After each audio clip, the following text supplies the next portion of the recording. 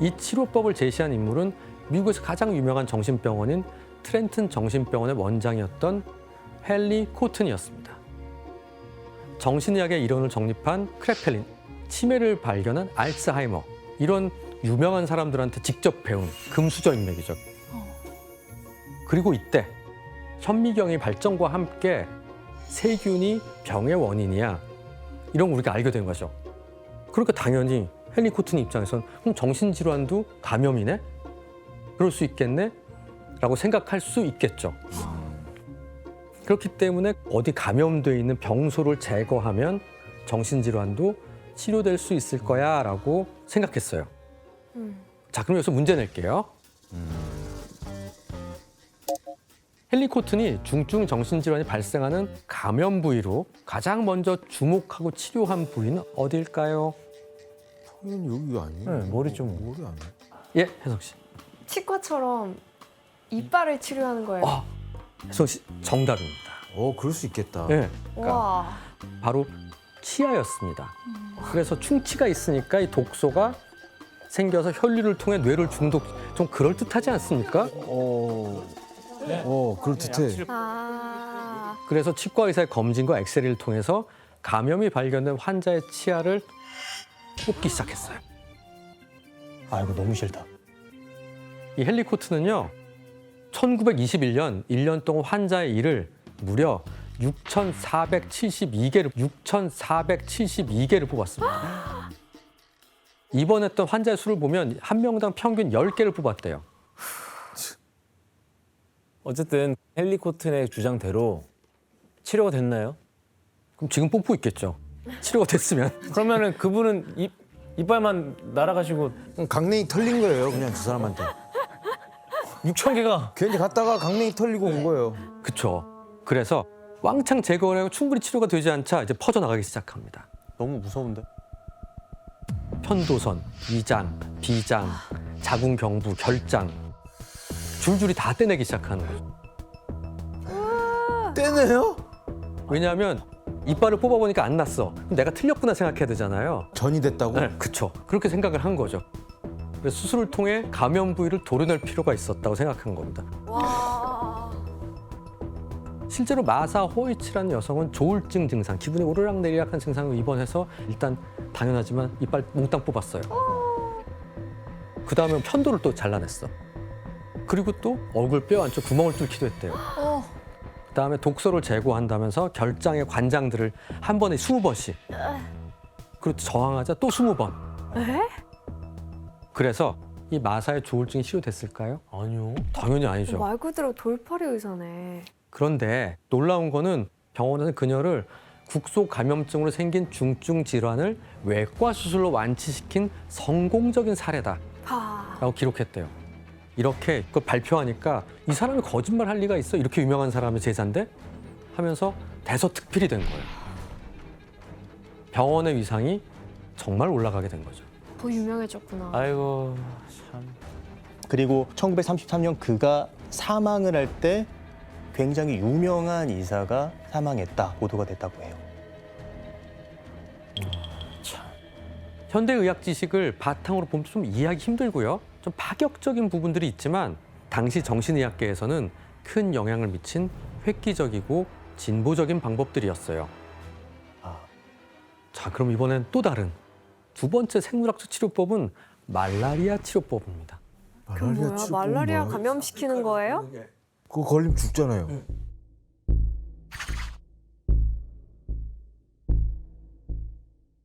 당시 비엔나 대학에 근무하는 율리우스 바그너 야우레크라는 사람이 있는데 이 사람이 한 가지 가능성을 제시합니다. 1917년에 정신질환자들이 우연히 심한 열병에 걸렸어요. 그런데 나으니까 극적으로 정신질환도 증상이 호전된 걸 발견한 거예요. 그랬더니 고열이 되는 열병을 앓으면 증상이 치유될지 몰라라는 나름의 가설을 세웠는데 그럼 어떻게 하면 열병을 만들지? 말라리아를 걸리게 하면 돼. 그러면서 환자의 혈액에 말라리아 병균을 접종한 겁니다. 거의 뭐 생체 실험. 그리고 이때 율리우스는 말라리아균을 이용해서 신경매독을 치료하기로 했는데 신경계로 전이된 매독균이 뇌 손상을 일으키는 거거든요. 그래서 나중에 사망까지도 하는 병인데 신경 매독이 당시 유럽에서 가장 흔한 정신질환이었다고 합니다. 아, 신경 매독이 무섭네. 교수님 이때까지만 해도 단순한 가설이었잖아요. 예. 실제로 이렇게 시도해보게 된 계기가 따로 있었나요? 예. 율리우스가 말라리아 치료에 대한 가설을 세운 당시에 우연히 만난 군인이 3일열 말라리아를 앓고 있던 환자였대요. 근데 실은 이 병은 쉽게 치료가 가능한 병이었다고 합니다. 그래서 율리우스가 말라리아 환자에게서 피를 뽑아낸 다음에 이 균을 신경매독 환자 9명에 주입했습니다. 그러면 이 신경매독 환자들은 다 나았을까요? 더 심해지지 하나도 안 않아요? 낫겠죠. 다 죽었을 것 같아. 다 죽었어요. 처음엔 말라리아 증상 알았는데 말라리아 낳고 난 다음에 9명 중에 2명이 매독이 완치되었어요. 네? 어? 아닐 것 같아. 말도 안 돼. 그러니까 당연히 그 결과를 학회지에 발표를 합니다. 정신의학계 센세이션이죠. 그러면서 많은 정신과 의사들이 말라리아 균 좀 보내주세요, 균 좀 보내주세요 해서 병원으로 이 보온병이 전달됐대요. 더 놀라운 거는 1927년에 율리우스는 정신의학계에서 최초로 노벨 생리의학상을 이 건으로 받게 됩니다.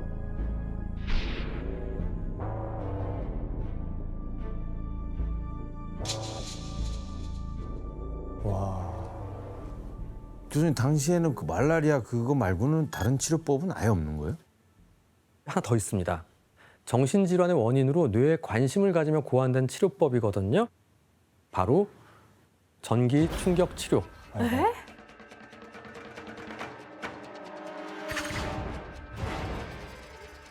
뭐 영상으로 확인해 보죠. 너무 무서워.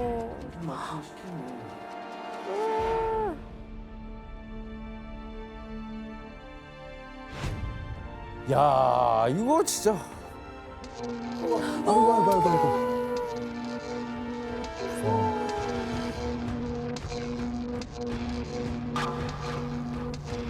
신경이 살아. 오. 노래하는 저렇게 되는구나.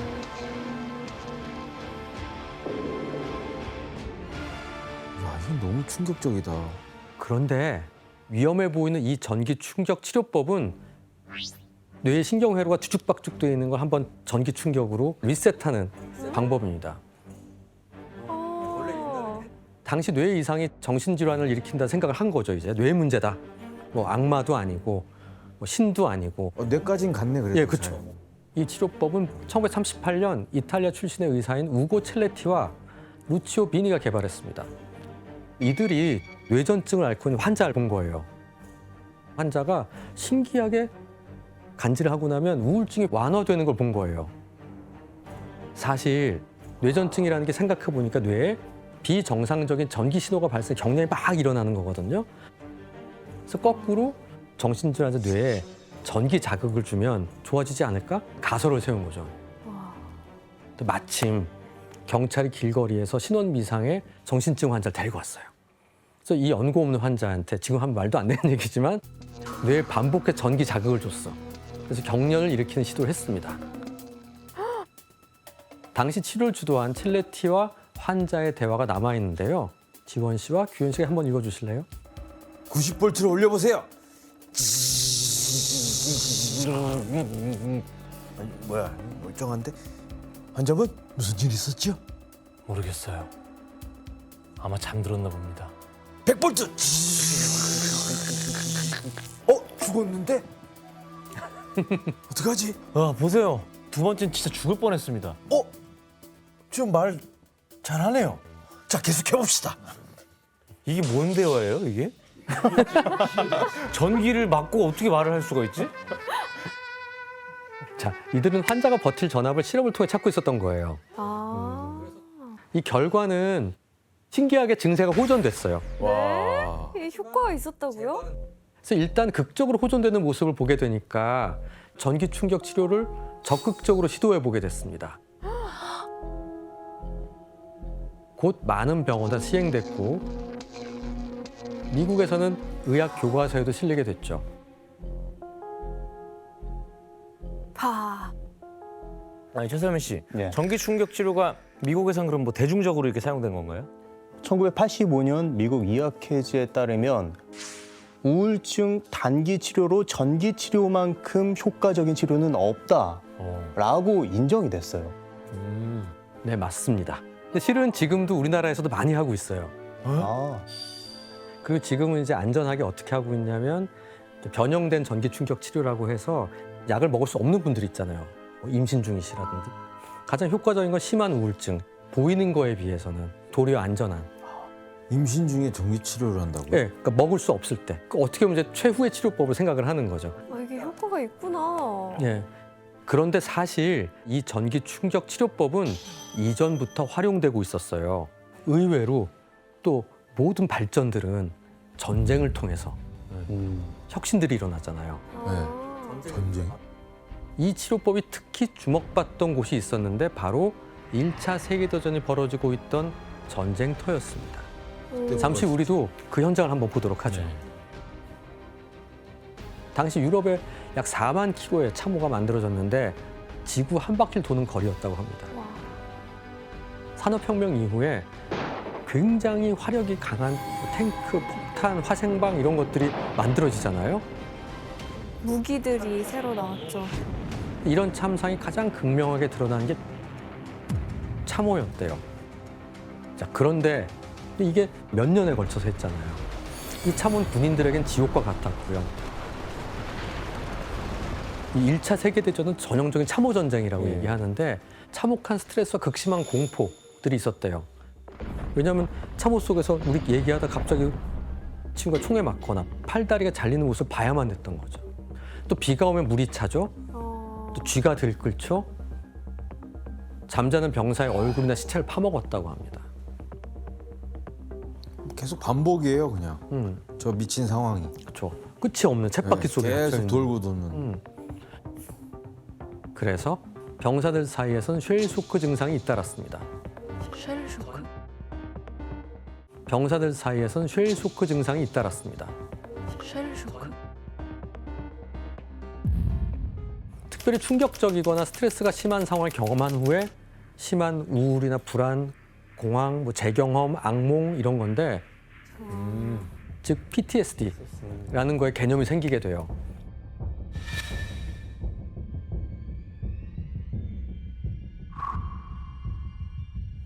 표정에서 광기가 보이는데요.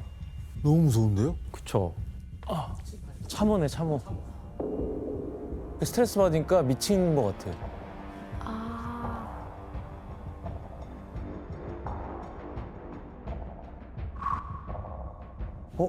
아, 숨는구나. 침대 밑으로 숨는구나. 맞아, 무슨 소리만 들려도. 전쟁터도 아닌 참호에 있는 것처럼 침대 밑으로 숨으라고 하고요. 아, 저 제정신으로 있을 수가 없어요. 아, 어떡해. 안타깝다. 총 잡은 손인가 봐.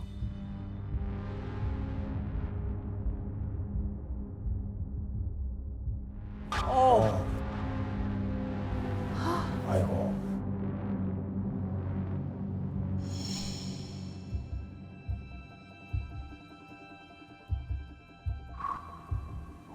어떡해. 다리가 멀쩡한데도 못 걷죠.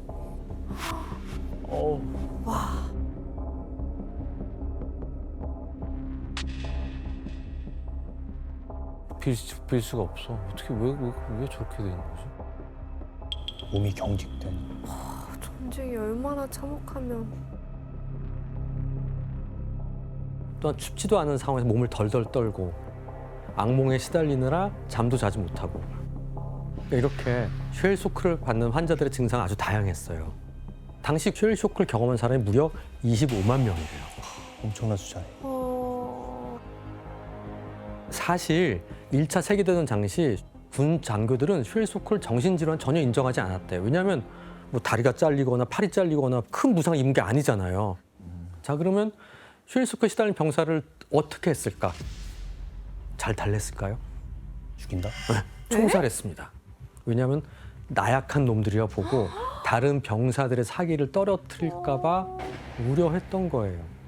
하지만 앓는 환자들은 처형했다간 너무 많은 전령이 희생될 수밖에 없겠죠. 25만 명 이상이니까.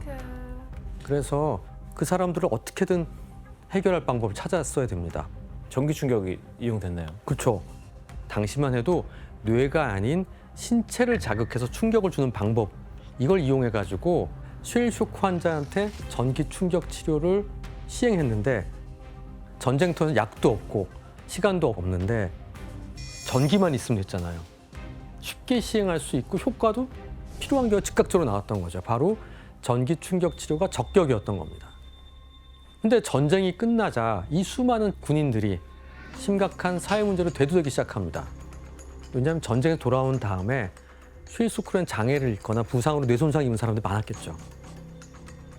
게다가 이런 상황은 2차 세계대전을 겪으면서 더 심해져요.